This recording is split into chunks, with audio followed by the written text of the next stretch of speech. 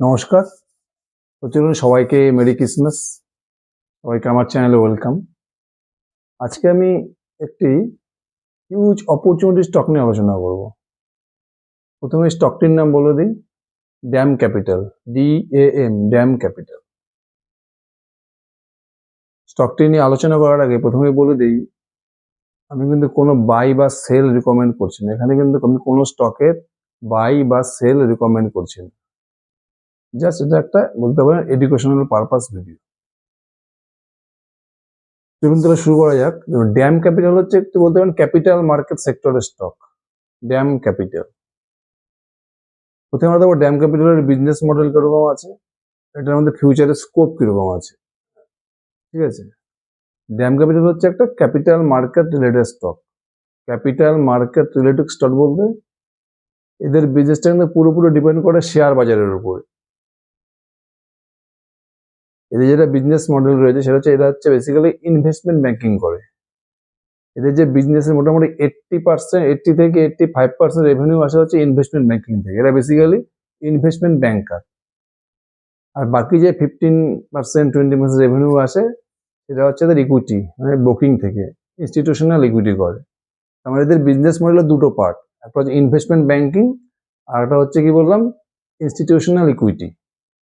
Investment banking কথাটা মানে কি? ইনভেস্টমেন্ট ব্যাংকিং মানে এরকম ব্যাংক না। ইনভেস্টমেন্ট ব্যাংকিং বলতে বোঝায়, মনে করুন যখন কোনো কোম্পানি শেয়ার মার্কেটে আসবে, লিস্টেড হবে, মানে আইপিও নিয়ে আসবে, এটা তখন কি করে ওইসব কোম্পানির আইপিওটাকে প্রসেস করে। একটা কোম্পানি আইপিও নিয়ে কখন আসে শেয়ার মার্কেটে? যখন তার মার্কেট থেকে টাকা দরকার পড়ে, সে কিছু ফান্ড রেজ করতে চায় বা শেয়ার বাজার থেকে টাকা তুলতে চায় ঘরে, যে কোনো কারণে হোক। হয়তো তার কিছু শেয়ার হয়তো অনেকে সেল করতে চায়, অনেকে কিছু আইপিওর মাধ্যমে কিছু টাকা উঠিয়ে সেটা বিজনেসের কাজে লাগাতে চায়। কেউ কোনো পুরনো ডেপ থাকে, ঋণটাকে শোধ করে, বিভিন্ন কারণে লোক আইপিও নিয়ে আসে। এটা কি করে? এই সমস্ত কোম্পানি আইপিওটা করতে সাহায্য করে, ইনভেস্টার জোগাড় করা সব কিছু পুরো প্রসেস করে দেয় এটা। মানে একটা কোম্পানি যখন আইপিও নিয়ে আসে তখন সে ড্যাম ক্যাপিটালের কাছে যাবে, ড্যাম ক্যাপিটাল তার পুরো আইপিওটাকে প্রসেস করে দেবে। এর বদলে কি পাবে? একটা ট্রানজাকশন ফি পাবে, একটা বড় অ্যামাউন্ট পাবে ওরা একবারে। এটা কিন্তু বিজনেস মডেলের মেন কাজ, ইনভেস্টমেন্ট ব্যাংকিং। তাহলে ইনভেস্টমেন্ট ব্যাংকিং একটা পার্ট হচ্ছে আইপিও, আর একটা আছে কিউআইপি। কিউআইপি মানে যখন কোনো একটা লিস্টেড কোম্পানি তার সে কিছু শেয়ার, একটা বড় অ্যামাউন্টের শেয়ার বিক্রি করবে। এখন যখন বড় অ্যামাউন্টের শেয়ার একবারে বিক্রি করে, কার কাছে বিক্রি করবে? যেটা বড় বড় ইনভেস্টার রয়েছে, এফআইআই, ডিআইআই, মানে ইনস্টিটিউশনাল যারা রয়েছে, এফআইআই, ডিআইআই কাছে বিক্রি করবে। এই প্রসেসটাকে করা হচ্ছে ড্যাম ক্যাপিটাল। এছাড়া যখন কোনো লিস্টেড কোম্পানি বাইব্যাক করে, মানে কোনো শেয়ার আবার নিজেরা কিনে নেয় ইনভেস্টরের কাছ থেকে, এই প্রসেসটাকে করা হচ্ছে ড্যাম ক্যাপিটাল। মানে এগুলো কিন্তু সবই মোটামুটি ইনভেস্টমেন্ট ব্যাংকিং এর আন্ডারে পড়ে যাচ্ছে। আইপিও প্রসেস করা, কিউআইপি করা, বাইব্যাক করা, এটা হচ্ছে এদের মেন বিজনেস, ইনভেস্টমেন্ট ব্যাংকিং। আর বাকি যেটা 15 থেকে 20% এদের বিজনেস মডেলটা হচ্ছে, এটা হচ্ছে ইনস্টিটিউশনাল ব্রোকিং। এটা পুরো এই বিজনেসটা কিন্তু পুরো ক্যাপিটাল মার্কেট রিলেটেড, মানে যাতে বড় বড় ইনস্টিটিউশন আছে, এফআইআই হতে পারে, বড় mutual fund company, insurance company, কোনো পেনশন ফান্ড, কোনো ব্যাংক, যারা বড় বড় ইনস্টিটিউশন রয়েছে, এদের এরা কোনো ব্লক ডিল করবে, একবারে কোনো বড় হিউজ অ্যামাউন্টের শেয়ার কিনবে। এই সমস্ত ডিলগুলো এরা দেখে।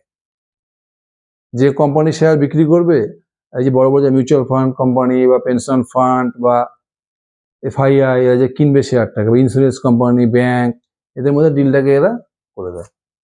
যে ব্লক ডিল হতে পারে, বাল্ক ডিল হতে পারে, এদের পুরো যে ডিলটা এরা কমপ্লিট করে দেয়। এছাড়া আর কি করে? এই যে যারা বড় বড় রয়েছে আপনার HNI, high net worth individual, FII, DII, mutual fund company, pension fund company, এরা এদের হয়ে এরা কি করে? এদের ইনভেস্টমেন্ট, এদের ট্রেডিং, এরা পুরো হেল্প করে। মানে ধরে রিসার্চ করা, কোন কোম্পানি এখন বিজনেস কি চলছে, এখন কোন স্টক নিতে হবে, কোন স্টক এখন ট্রেড না যেতে পারে, কোন মিউচুয়াল ফান্ড এখন বেটার, এই সমস্ত ইনফরমেশন এদেরকে দেওয়া। মানে পুরো এদের রিসার্চ করা আর কি, কোন স্টক এখন নিতে হবে, সব কিছুতে এদেরকে হেল্প করা এই বড় বড় যারা ইনস্টিটিউশন রয়েছে। এফআইআই, ডিআইআই, তারপরে কোনো ইন্স্যুরেন্স কোম্পানি হতে পারে, কোনো পেনশন ফান্ড, কোনো ব্যাংক, যত বড় বড় ইনস্টিটিউশনাল বডি আছে এদের ট্রেডিং, এদের ইনভেস্টমেন্টে পুরো হেল্প করে, পুরো অ্যাডভাইজারি দেওয়া, সব কিছু করা, রিসার্চ করা এদের হয়ে সব কাজটা এরা করে। তার মানে এদের বিজনেসের দুটো পার্ট, একটা হচ্ছে ইনভেস্টমেন্ট ব্যাংকিং আর একটা হচ্ছে ইনস্টিটিউশনাল ইকুইটি। 80 থেকে 85% আসে হচ্ছে এদের ইনভেস্টমেন্ট ব্যাংকিং থেকে, আর বাকি যে 15 থেকে 20% আসে হচ্ছে ইকুইটি থেকে, ইকুইটি মার্কেট থেকে। এদের বিজনেস সব থেকে যেটা ভালো দিক লাগে, এদের কিন্তু বিজনেসটা রিটেল ইনভেস্টরদের উপর ডিপেন্ডেন্ট। এদের রিটেল ইনভেস্টরদের কাছে কোনো বিজনেস নেই, এদের পুরো বিজনেসটা কিন্তু ইনস্টিটিউশনাল, বড় বড় পার্টির কাছে বিজনেস। আর হচ্ছে এই চেনা যারা হাই নেটওয়ার্থ ইন্ডিভিজুয়াল রয়েছে, এটা হচ্ছে এদের বিজনেসের সব থেকে ভালো দিক।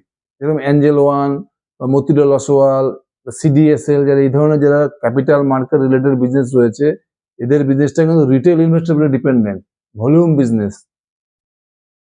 ওখানে কিন্তু ভোলাটিলিটি আরো বেশি থাকবে। অ্যাঞ্জেল ওয়ান, মতিলাল ওসওয়াল বা সিডিএসএল, তো ড্যাম ক্যাপিটাল মতো বিজনেস দেখুন, এদের বিজনেসটা কিন্তু এরা বিজনেস কাদের সাথে করছে, বড় বড় কর্পোরেটস, এফআইআই, ডিআইআই, এইচএনআই মানে high net worth individual, pension fund, বড় বড় ব্যাংক, ইন্স্যুরেন্স কোম্পানি। এখানে কি হয়, এখানে কিন্তু ভোলাটিলিটি একটু কম থাকবে। ক্যাপিটাল মার্কেট রিলেটেড যে কোনো স্টক সবসময় ভোলাটাইল থাকবে, ড্যাম ক্যাপিটালও ভোলাটাইল থাকবে। মানে কেন, এদের যে বিজনেসটা, এদের ইনকামটা কিসের উপরে আছে, যত আইপিও বেশি হবে তত এদের ইনকাম হবে, যত কিউআইপি বেশি হবে তত এদের ইনকাম হবে, বাইব্যাক বেশি হবে, ব্লক ডিল বেশি হবে, বাল্ক ডিল বেশি হবে, তত ওদের ইনকাম বাড়তে থাকবে। কারণ আইপিও কখন বেশি আছে, যখন মার্কেট পুরো বুল মার্কেট থাকে। কিউআইপি কখন বেশি হয়, যখন পুরো বুল মার্কেট থাকে। মানে একটা কোম্পানি আইপিও কখন নিয়ে আসবে, অবশ্যই বুল মার্কেটে নিয়ে আসবে। মানে বুল মার্কেটে আমি যদি আইপিও নিয়ে যাই তাহলে আমি ভালো ভ্যালুয়েশন পাবো, দামটা বেশি পাবো। অ্যাজ এ ইনভেস্টার আমি একটা বড়, আমার কোম্পানিতে কোনো বড় ইনভেস্টার রয়েছে, সে তো শেয়ারটা বিক্রি করবে, সে কখন বিক্রি করবে, অবশ্যই বুল মার্কেটে বিক্রি করতে চাবে। মানে একটা কোম্পানি সবসময় বুল মার্কেটে আইপিও নিয়ে আসতে। আমি যত ক্যাপিটাল মার্কেট রিলেটেড স্টক আছে না, সে ড্যাম ক্যাপিটাল হোক, সিডিএসএল হোক, অ্যাঞ্জেল ওয়ান হোক, মতিলাল ওসওয়াল ফিনান্সিয়াল সাথে যে কোনো ক্যাপিটাল মার্কেট রিলেটেড স্টক, মানে যাদের বিজনেসটা পুরো শেয়ার মার্কেটের উপর ডিপেন্ডেন্ট, তাদের বিজনেসটা কিন্তু সবসময় সিক্লিক্যাল হবে। মানে যখন বুল মার্কেট আসবে তখন কি এদের বিজনেস দেখবেন 2x, 3x, 4x গ্রোথ করবে, তখন শেয়ারও দেখবেন 2 ডাবল, 3 ডাবল, 4 ডাবল হয়ে যাবে। আবার যখন বিয়ার মার্কেট শুরু হবে, যথারীতি কোনো কোম্পানি আইপিও নিয়ে আসবে না, কিউআইপি কম হবে, সবকিছু কম হবে, ট্রেডিং কম হবে, এফআইআই, ডিআই মার্কেটে আসবে, ট্রেডিং করবে না, ইনভেস্টমেন্ট করবে না, যথারীতি কি হবে, এদের ইনকাম একদম নিচে চলে আসবে, তখন দেখবেন এই স্টকগুলো আধা হয়ে যাবে বা তারও কম হয়ে যাবে। এই জন্য এইসব বিজনেস, যে বিজনেসগুলো খুব সিক্লিক্যাল হয়, মানে বুল মার্কেট একদম শেয়ার প্রাইস 3x, 4x হয়ে যায়, আবার বিয়ার মার্কেট আসলে একদম যেই দামে শেয়ার কিনছিল যে তার থেকেও কম দামে চলে যায়। এইসব শেয়ারে কিন্তু, এইসব স্টকের ক্ষেত্রে কিন্তু আপনাকে খুব অ্যাক্টিভ হতে হবে, মানে বাজারটাকে পুরো বুঝতে হবে। যখন বিয়ার মার্কেট, সে সময় শেয়ারটাকে নিতে হবে। এই বুল মার্কেট চলতে চলতে সবসময় আপনাকে কোম্পানিকে ট্যাগ করতে হবে, কনকল পর যখনই কোম্পানি বলবে যেমন আইপিও কম আসছে, নেক্সট কোয়ার্টার এত আইপিও আসবে না, কিউআইপি কম হবে, তার মানে কি মার্কেটে কিন্তু ধীরে ধীরে মার্কেটটা বিয়ার মার্কেটে চলে যাচ্ছে, তার মধ্যে স্টকটাকে বেচতে হবে, এইসব স্টককে আর কি, ক্যাপিটাল মার্কেট রিলেটেড স্টক, নাহলে কিন্তু বিপদ। তাহলে আপনি যে দামে কিনেছিলেন শেয়ারটা আবার সেই দামে চলে যাবে। কিছু কিছু বিজনেস এরকম আছে, এই ক্যাপিটাল মার্কেট যত বিজনেস রয়েছে stock, CDSL, Angel One, Motilal, DAM Capital, যত বিজনেস রয়েছে, মাইক্রো ফিন্যান্স খুব সিক্লিক্যাল হয়। মাইক্রো ফিন্যান্স কেন সিক্লিক্যাল হয়, রুরাল ইকোনমি যখন ডিস্টার্ব হয়ে যায়, কোনো জায়গায় বন্যা হয়ে গেল, খুব খরা হয়ে গেল, রুরাল ইকোনমিতে প্রেশার পড়লে কি হয়, মাইক্রো ফিন্যান্সের দেখবেন অ্যাসেট কোয়ালিটি খারাপ হয়ে যায়, লোনের কিস্তি জমা পায় না, পুরো বিজনেস ডাউন হয়ে যায়। তখন দেখবেন মাইক্রো ফিন্যান্সের স্টকগুলো দেখবেন 100 টাকা 40 টাকা হয়ে গেল। আবার যখনই রুরাল ইকোনমি বেটার হয়ে যাবে, তখন দেখবেন এইসব স্টকগুলো দেখবেন 3x, 4x হয়ে যাবে। মাইক্রো ফিন্যান্স স্টক, তারপরে আপনার capital market related stock, automobile স্টকগুলো দেখবেন, অটোমোবাইল সেক্টর স্টক খুব সিক্লিক্যাল হয়। এই তিনটে সেক্টর কিন্তু একদম মানে প্রচন্ড সিক্লিক্যাল। এইসব মানে সেক্টরে স্টক নিলে আপনাকে প্রচন্ড অ্যাক্টিভ হতে হবে। এবার আসছি ড্যাম ক্যাপিটালের ক্ষেত্রে, ড্যাম ক্যাপিটাল কিন্তু দুর্দান্ত কোম্পানি, অ্যাজ এ গ্রো ছোট মার্কেট মতো 1,500 টাকা মার্কেট থেকে। আর ড্যাম ক্যাপিটালের যে এমডি বা সিইও রয়েছেন, যে মালিক রয়েছে, প্রমোটার ধর্মেশ মেহতা, ইনি কিন্তু প্রচন্ড এক্সপিরিয়েন্স লোক, মানে এই সেক্টরে ইনভেস্টমেন্ট ব্যাংকিং সেক্টর, এই সেক্টর নিয়ে লাস্ট 20-25 বছর এই সেক্টর মানে এই সেক্টর নিয়ে কাজ করে যাচ্ছে আর কি। প্রমোটারও কিন্তু দুর্দান্ত প্রমোটার। আপনি যদি ড্যাম ক্যাপিটালের বিজনেস দেখেন, মোটামুটি 2021 থেকে 25, 2021-এ ওদের সেল ছিল মোটামুটি 42 কোটি টাকার মতো, আর 2025-এ টোটাল রেভিনিউ কত আছে 250 crore, মানে 4 বছরে প্রায় 6x সেলস গ্রোথ হয়েছে। আর প্রফিট যদি দেখেন 2021-এ প্রফিট ছিল মোটামুটি -10 crore, কোম্পানি লসে ছিল, আর 2025-এ প্রফিট হচ্ছে 104 কোটি টাকা। বুঝতে পারছি কি হারে এরা গ্রোথ করেছে। আর এদের বিজনেস মডেল সব থেকে ভালো হচ্ছে, এদের বিজনেস মডেলে কিন্তু এদের রিটেল যারা আছে আমাদের মতো যারা ছোটখাটো ইনভেস্টর, তাদের সাথে কোনো কারবার নাই এদের সব ইনস্টিটিউশনাল কাস্টমার আর কি, বড় বড় party, FII, DII, mutual fund, pension fund, insurance company, HNI, high network individual সব, মানে এখানে কিন্তু ভোলাটিলিটিটা একটু কম থাকবে। এরকম অ্যাঞ্জেল ওয়ান, CDSL বা মতিলাল ওসওয়াল, এদের বিজনেসটা কি পুরো রিটেল কাস্টমারের উপর ডিপেন্ডেন্ট রয়েছে। যত ট্রেডিং ভলিউম বাড়বে তত CDSL, অ্যাঞ্জেল ওয়ান, মতিলালের বিজনেস বাড়তে থাকবে। যখনই বিয়ার মার্কেট শুরু হবে, যখন সব রিটেল ইনভেস্টর পালাবে, তখন কিন্তু এদের অবস্থা খারাপ হয়ে যায়। CDSL, অ্যাঞ্জেল ওয়ান, মতিলালের মতো এই জায়গাতে কিন্তু বেটার হচ্ছে একটু আছে ড্যাম ক্যাপিটাল, কারণ এরা কিন্তু কাস্টমারটা কিন্তু একদম ইনস্টিটিউশনাল কাস্টমার, ম্যাচিওর কাস্টমার এদের, ঠিক আছে। এবার আপনি Q2 রেজাল্ট দেখেন, Q2 তারা মোটামুটি 69% করেছে রেভিনিউ গ্রোথ, আর প্রফিট গ্রোথ করেছে 141%। Q1-এ কিন্তু এদের কোনো প্রফিট গ্রোথই হয়নি, প্রায় জিরো ছিল Q1 এর প্রফিট গ্রোথ। তার কারণ কি, Q1 এর মার্কেট পুরো বিয়ার মার্কেট ছিল। Q1 এর পরে দেখো মার্কেট ধীরে ধীরে কামব্যাক করা শুরু করে, এর জন্য Q2-তে কিন্তু দুর্দান্ত গ্রোথ করেছে, 69% সেলস গ্রোথ করেছে, আর প্রফিট গ্রোথ করেছে 141%।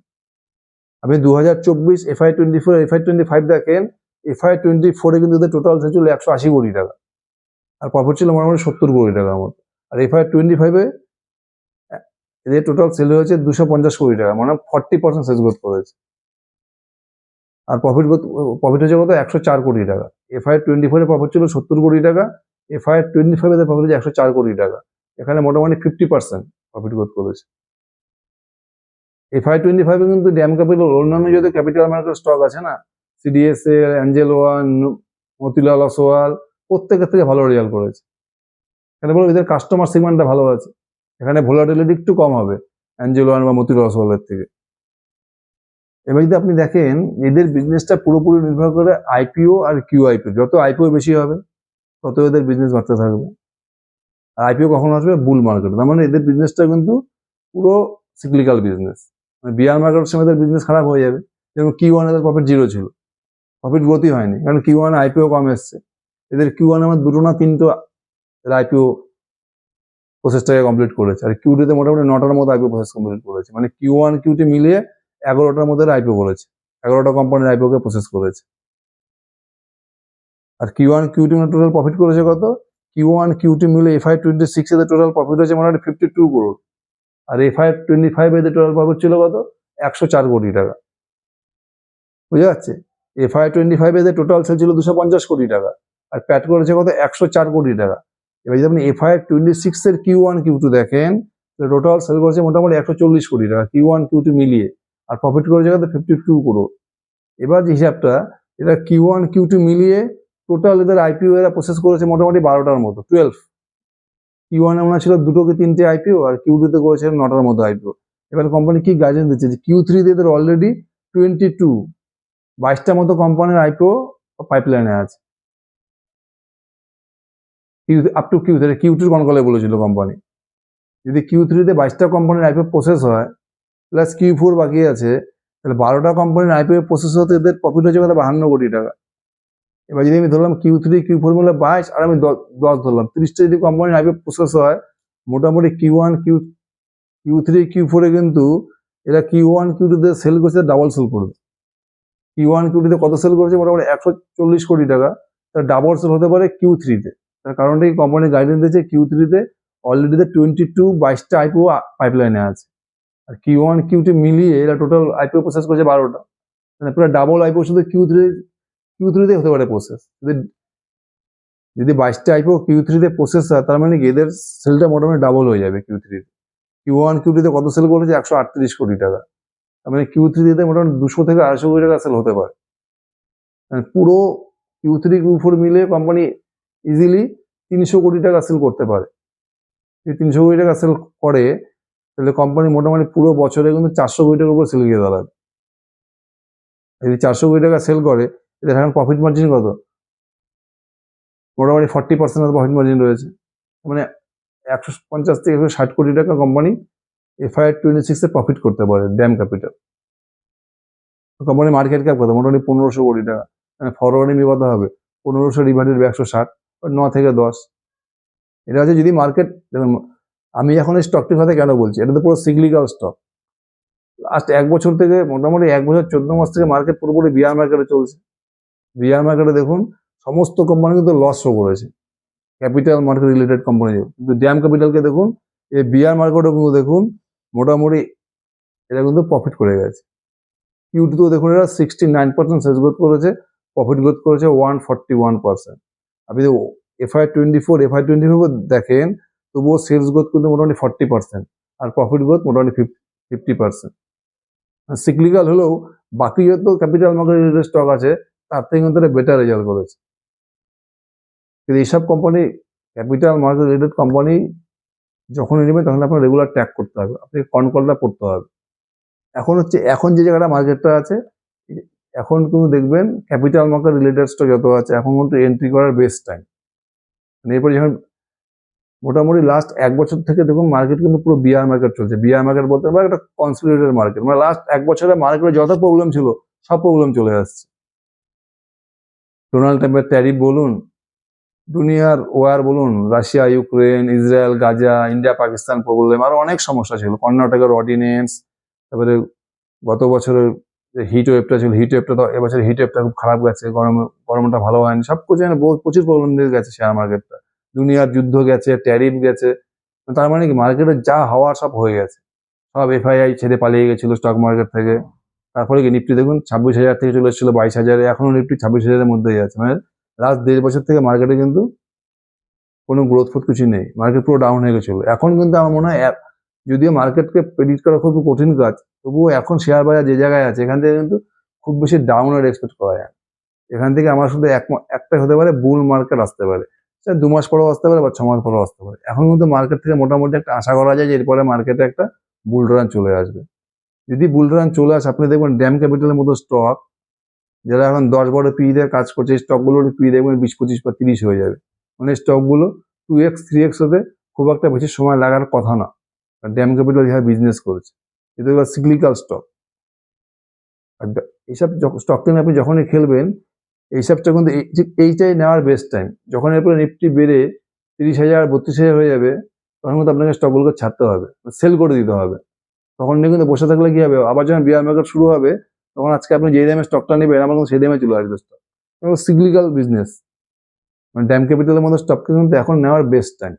যদি আমি কোনো রিকমেন্ড করছি না, আপনাকে এইসব সেক্টরের স্টককে কিন্তু ক্যাপিটাল মার্কেট সেক্টর বা মাইক্রো ফিন্যান্স বা অটোমোবাইল সেক্টরের স্টক কিন্তু আপনাকে এইভাবেই খেলতে হবে। দেখুন ড্যাম ক্যাপিটালের মধ্যে কিন্তু একটা নেক্সট 1 থেকে 1.5 বছর বা 2 বছরের মধ্যে একটা ভালো রিটার্ন জেনারেট করা যেতে পারে।